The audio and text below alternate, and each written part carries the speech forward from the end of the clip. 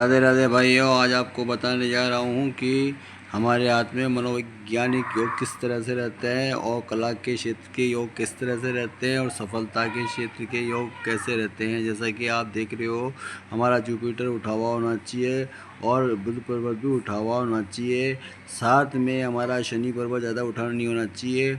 और ये रेखा यदि भाग रेखा यदि हमारे जीवन की रेखा के साथ में से यदि ज्वाइंट रेखा इस तरह से यदि निकलती है, दो भागों के अंदर बट के ऊपर की ओर यदि निकलती है दो रेखाएं, इस तरह से माइंड रेखा में से एक रेखा कई रेखा निकलती है और सूर्य रेखा इसमें से निकल कर कई टच होती है, तो ऐसे लोग कई के क्षेत्रों में सफलता अर्जित करते हैं।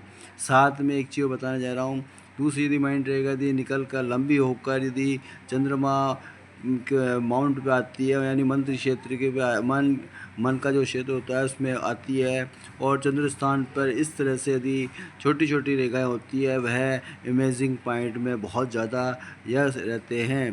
साथ में एक चीज़ बता रहा हूँ, यदि यहाँ से रेखा निकल कर यानी कि भाग्य रेखा में से कोई निकल कर रेखा जुपिटर पे दो भागों में आती है, तो ऐसे लोग प्रशासनिक पद पे भी होते हैं और हर कार्य के अंदर सफलता अर्जित करते हैं।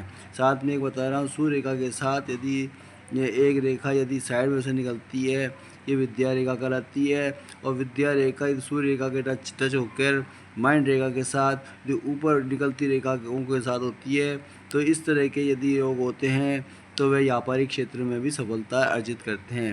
यदि यह योग आपके हाथ में है तो देखिए। राधे राधे।